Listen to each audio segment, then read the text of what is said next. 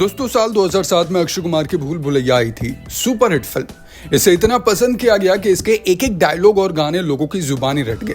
फिर साल 2022 में कार्तिक आर्यन की भूल भुलैया 2 आई, जिसने कोरोना काल के बाद बॉक्स ऑफिस के सूखे को खत्म किया, बम्पर हिट हुई।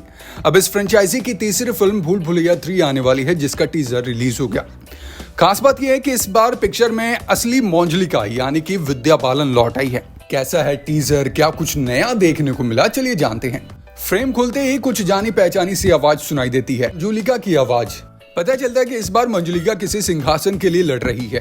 खैर, अब इस परेशान भूत को भगाने के लिए रूह बाबा की एंट्री होती है। रूह बाबा यानी कि कार्तिक आर्यन, जो इस बार भी भूत भगाने का काम करेंगे। वो मंजुलिका के इस भूत को कैसे भगाते हैं, इसके पीछे क्या क्या जुगत लगाते हैं, इसी की कहानी होगी भूल भुलैया 3। 1 मिनट 47 सेकंड के ये टीजर कुछ पुरानी यादें ताजा करता है, जैसे विद्या बालन का वो सीन जिसमें वो कुर्सी को एक हाथ से उठा लेती है। वो ठीक वैसा ही सीन लगता है जैसे अक्षय वाली भूल भुलैया में दरवाजे पर ताला लगाना हो, या विद्या बालन का वो क्लोज शॉट जिसमें वो डरावनी हंसी हंसने की कोशिश कर रही हैं। बहुत सारे चंक्स आपको पुरानी भूल भुलैया की याद दिलाएंगे। हालांकि इस फ्रेंचाइजी की एक चीज अच्छी लगी कि एक किरदार को लेकर फ्रेंचाइजी फिल्म आगे बढ़ रही है, मगर वही पुराने सीन्स और पुराने जोक्स क्रैक करना नए पैकेट में पुराने माल जैसा लगता है। इस बार कुछ सेट्स में बदलाव किए गए, एथिक्स और स्पेशल इफेक्ट्स में कुछ ज्यादा ही मेहनत की गई, और वो चीज दिखती भी है। फिल्म की सिनेमेटोग्राफी कुछ अलग दिखती है, हर फ्रेम में एक नया रंग, एक नया इफेक्ट नजर आता है। ऐसा लग रहा है कि अनीस इस फिल्म में जानबूझकर कुछ ऐसा जोड़ने की कोशिश कर रहे हैं जिससे थियोरेटिकल एक्सपीरियंस आ सके। कार्तिक आर्यन मुझे तो अच्छे एक्टर नहीं लगते। आई मीन यार, क्या मैं कहूँ, लोगों को बुरा लग सकता है, बट मुझे उनकी थोड़ी एक्टिंग अलग लगती है, बाकी एक्टर्स की तरह नहीं लगती। उनकी कॉमेडी टाइमिंग कह सकते हैं थोड़ी बहुत ठीक ठाक है, मगर टीजर में वो बहुत कुछ अलग सा एक्सपेरिमेंट करते नजर आए।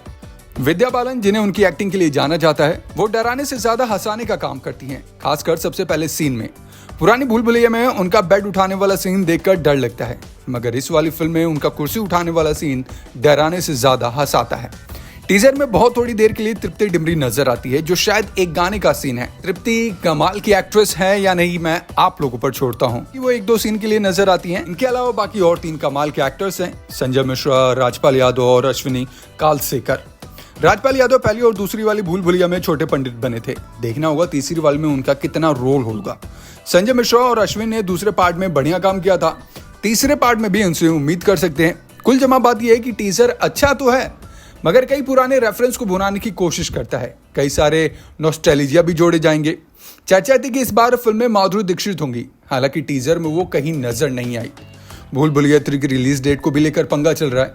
मेकर्स ने अनाउंस तो किया कि इस साल दिवाली पर रिलीज होगी, मगर डेट कहीं भी अनाउंस नहीं की गई।